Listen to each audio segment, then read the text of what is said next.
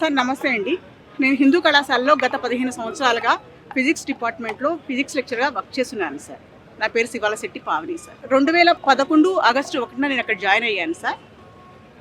నేను సర్వీస్ ఉందిలే కదా అన్నట్లు ఈ సంవత్సరం కూడా వెళ్ళాను సార్. 2026 జూన్ 1న 15 కాలేజ్కి వెళ్తే లిస్ట్లో నా పేరు లేదు సార్.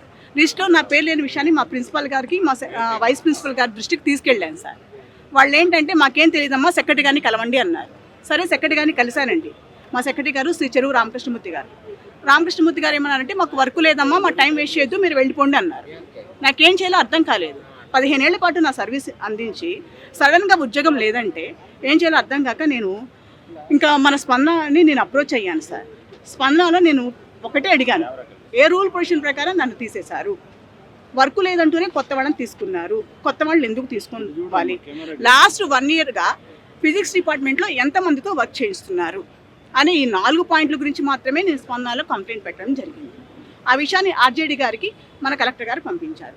ఆర్జేడీ గారు ఆర్జేడీ గారు కాలేజ్కి వచ్చి విచారించకుండా నాకు ఒక లెటర్ చేతిలో పెట్టారు. ఏమని? మిస్టర్ ఎన్ లలిత ప్రసాద్ గారు రాబట్టి నా వర్క్ రిడ్యూస్ అయిందని, కాబట్టి నన్ను తీసేసామని ఓరల్లీ ఇన్ఫార్మ్డ్ అని నాకు ఒక లెటర్ నా చేతిలో పెట్టారండి. నేను దాంతో సాటిస్ఫై అవ్వలేదు. సాటిస్ఫై అవ్వక నేను ఆ లెటర్ని కౌంటర్ చేస్తూ కలెక్టర్ గారికి ఇంకో లెటర్ పెట్టాను. లలిత ప్రసాద్ గారు కాబట్టి నా వర్క్ ఎలా రిడ్యూస్ అయింది? ఓరల్లీ ఇన్ఫార్మ్డ్ అన్నారు. ఇది ప్రిన్సిపల్స్ ఆఫ్ న్యాచురల్ జస్టిస్కి వ్యతిరేకం, ఆంధ్రప్రదేశ్ విద్యా హక్కు చట్టం 92కి వ్యతిరేకం, సివిల్ అపీల్ నెంబర్ 8558 /2018కి వ్యతిరేకం అంటూ నేను కోట్ చేసి ఒక 10 పాయింట్లతో కలెక్టర్ గారికి గ్రీవెన్స్ మళ్ళీ పెట్టడం జరిగింది. కలెక్టర్ గారు విచారించమన్నారు. గౌరవ ఆర్జేడీ గారు రాలేదండి, విచారించలేదు, నన్ను విచారణలో కూర్చోబెట్టలేదు, నా దగ్గర అసలు ఎలాంటి ఇన్ఫర్మేషన్ తీసుకోకుండా గౌరవ ఆర్జేడీ గారు ఒక లెటర్ నా చేతిలో పెట్టారు. ఏమని? నేను పబ్లిక్ టైంని వేస్ట్ చేస్తున్నట్లు, పదే కలెక్టర్ గారి దగ్గర కాబట్టి కలెక్టర్ గారి సమయాన్ని వృధా చేస్తున్నట్లు ఆర్జేడీ గారు నాకు రిపోర్ట్ ఇచ్చారండి. కాబట్టి ఆ రిపోర్ట్ మీకు చూపిస్తాను. కాబట్టి నాకైతే అన్యాయం జరిగింది సార్. 15 ఏళ్ల పాటు నా సర్వీస్ చేయించుకొని ఎలాంటి ముందస్తు నోటీస్ ఇవ్వకుండా నన్ను తీసేశారు, కొత్త వాళ్ళని తీసుకున్నారు, నాతో పాటు నలుగురిని తీసేశారండి. వాళ్ళది ఇదే పరిస్థితి. పాపం వాళ్ళు ముందుకు రాలేదు, నేను ముందుకు వచ్చాను, అంతే తేడా. సార్ నాకు మేనేజ్మెంట్ నన్ను ఇంటర్వ్యూ చేశారు సార్. వాళ్ళు నాకు అపాయింట్మెంట్ ఆర్డర్ ఇచ్చారండి. గత 15 ఏళ్ళ నుంచి నా చేత PF కూడా కట్టించుకున్నారు. 2 times ఆర్జేడీ వాళ్ళు నాకు పర్మనెంట్ చేస్తామని వెరిఫికేషన్ కూడా చేయించారండి, కాలేజ్ వాళ్ళే. అది కూడా శ్రీ చెరువు రామకృష్ణమూర్తి గారు సెక్రటరీగా వచ్చినప్పుడే నన్ను వెరిఫికేషన్ కూడా చేయించారండి. మేడం గారు మా సెక్రటరీ గారికి ఫోన్ చేశారండి. మాకు వర్క్ లేదని చెప్తున్నారు సార్ మా సెక్రటరీ గారు. మరి రూల్ పొజిషన్ ఎందుకు ఫాలో అవ్వలేదంటే, ఫాలో అవుతాము, సాయంత్రానికి రూల్ పొజిషన్ ఫాలో అయ్యి అమ్మాయికి నోటీస్ ఇచ్చి తీసేస్తామని చెప్పి కూడా నెల అయిపోయిందండి. ఇంతవరకు సెక్రటరీ గారు నన్ను పిలవలేదు. ప్రశ్నించడం ఏం లేదు సార్. వాళ్ళు అంత ఇస్తే అంత.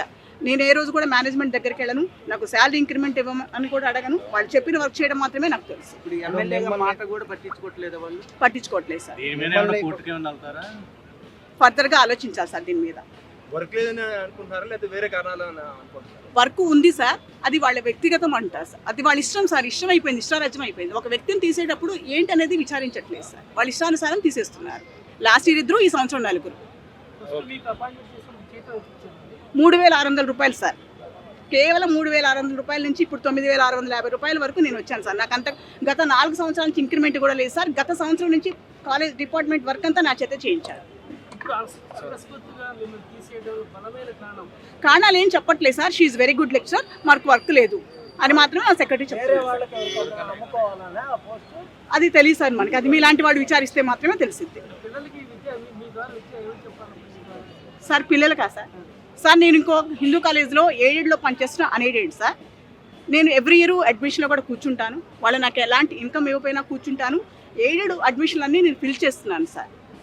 ఫిజిక్స్లో 24 అడ్మిషన్లు ఫిల్ చేశాను కూడా. ఎందుకు ఫిల్ చేశాను? మమ్మల్ని ఎక్కడ తీసేస్తారో భయంతోనే ఫిల్ చేశాను. తీసుకున్నారు సార్. ఫిజిక్స్లో తీసుకున్నారు, కెమిస్ట్రీలో తీసుకున్నారు.